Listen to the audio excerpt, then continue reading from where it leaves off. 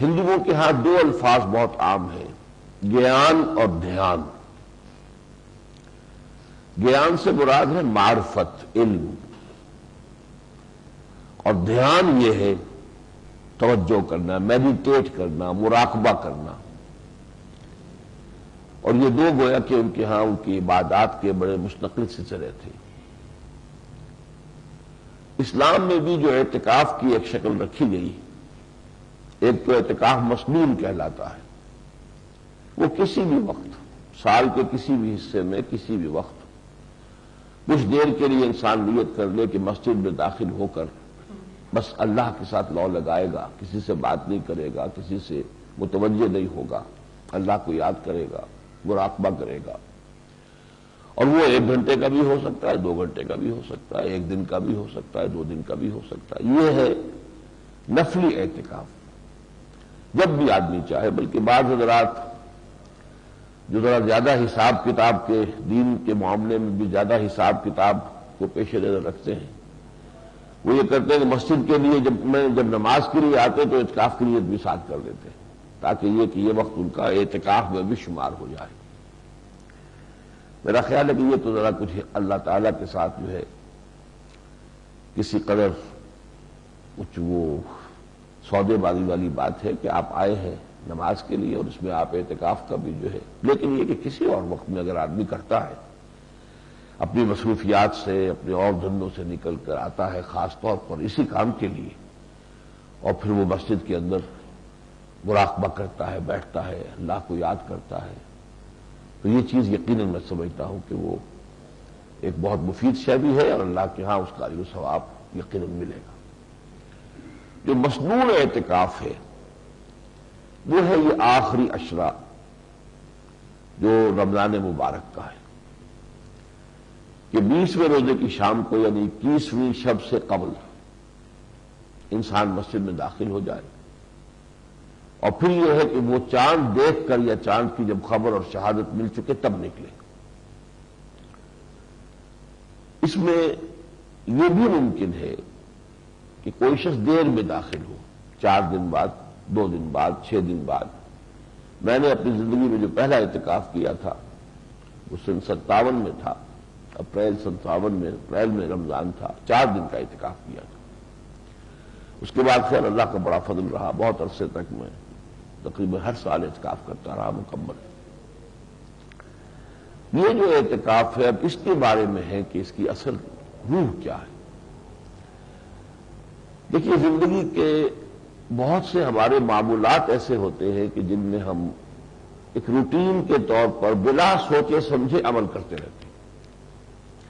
اور ہر شخص کا ایک روٹین ہوتا ہے۔ طالب علم ہے، اسے معلوم ہے صبح اٹھنا ہے، ناشتہ کرنا ہے، بھاگنا ہے، دوڑنا ہے، کالج میں، اسکول میں پہنچنا ہے، پھر وہاں کا روٹین شروع ہو جائے گا،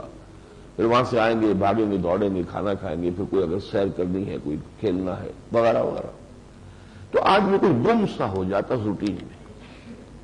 اور اس میں سوچنے کا، کوئی غور و فکر کرنے کا، کسی بھی عمل کا ارادہ کرنے کی نوبت نہیں آتی، وہ خود بخود ہی ہوتا ہے روٹین۔ اسی طریقے سے دین کے معاملات بھی اکثر و بیشتر جو ہے وہ روٹین کی شکل اختیار کر لیتے ہیں۔ اس روٹین سے توڑنا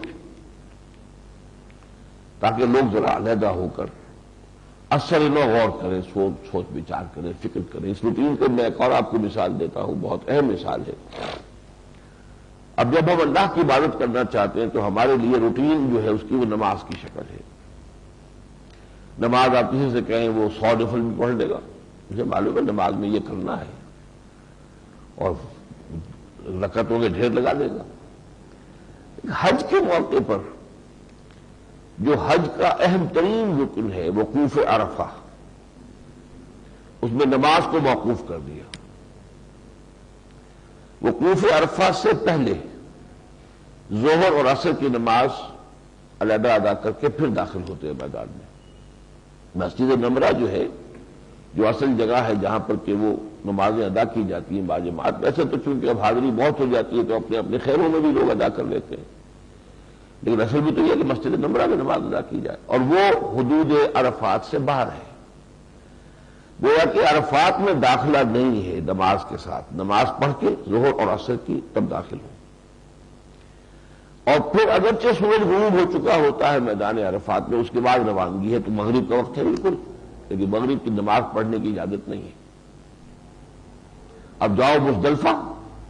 اب مزدلفہ یہ بھی ہو سکتا ہے کوئی 1 گھنٹے میں پہنچ جائے، کوئی 2 گھنٹے میں پہنچے، 4 میں پہنچے، ہجوم ہوتا ہے، طوفان ہوتا ہے، وہاں جا کر مغرب اور عشاء جمع کر کے پڑھو۔ تو جو اہم ترین حصہ ہے حج کا وقوف عرفہ، اس کو اس روایتی عبادت سے خالی کر دیا۔ جس عبادت کا کہ آدمی روٹین بن چکا ہے، بس اس کے اندر وہ کرتا ہے، وہ بے سمجھے کر رہا ہوتا ہے، وہ ایک میکینیکل ایکشن ہو جاتا ہے عام طور پر، ایک جیسے مشینی سا عمل ہے وہ کرتا ہے انسان، اس کو روک کر تاکہ یہاں اب دعا کرو۔ الدعاء مخ العبادہ، دعا ہوا العبادہ، جو میں نے 2-3 دن یہ حدیثیں آپ کو سنائی ہیں۔ اب ظاہر بات ہے دعا تو وہ شخص کرے گا کہ جس کو پہلے سے بھی کوئی دعا کی عادت ہو، کبھی اللہ سے کو ہم کلام ہونے کا کوئی اس کو موقع ملتا ہو، کبھی تنہائیوں کے اندر وہ اللہ سے ہم کلام ہوتا ہو۔ ایک تو یہ کہ مسجد میں گئے، نماز پڑھی، نماز کے بعد امام صاحب نے بھی دعا مانگی، آپ نے بھی دعا مانگی، اللہ خیر سنا، یہ تو پھر وہی روٹین ہے، وہ ریچول ہے، وہ ایک رسم ہے، وہ ایک میکینیکل ایکشن ہے جو ہو رہا ہے۔ لیکن انفرادی طور پر علیحدگی میں دعا مانگنا، وہ تو در حقیقت ایمان کے اگر کیفیات جو ہیں وہ انسان کے اندر راسخ ہو چکی ہوں تبھی وہ دعا ہوتی ہے۔ مخاطبہ اور مکالمہ، اس پر علامہ اقبال کا جو ایک پورا لیکچر ہے، میننگ آف پریئر ان اسلام، غالباً 3واں لیکچر ہے، بہت وہ فلسفیانہ جو ہے دعا کی حقیقت پر بحث کرنے والا لیکچر ہے۔ یہ تو یہ ہے کہ انائے صغیر، یہ ہمارے اندر ایک انا ہے میں، اور ایک ہے انائے کبیر، جس کا کہ قرآن مجید میں سب سے بڑا مظہر جو ہے سورۃ طٰہٰ کی ایک آیت ہے، انا اللہ لا الہ الا انا فاعبدنی، اے موسیٰ میں ہوں اللہ اور میرے سوا کوئی معبود نہیں، بس میری ہی بندگی کرو۔ تو وہ انائے کبیر ہے، وہ بھی بہت بڑی میں ہے، دی انفائنائٹ ایگو، انائے مطلق، اور ایک چھوٹی سی انا ہماری ہے انائے صغیر۔ جب یہ دوسرے کے آمنے سامنے آتے ہیں، جب ان کا مکالمہ ہوتا ہے، یہ ہے دعا۔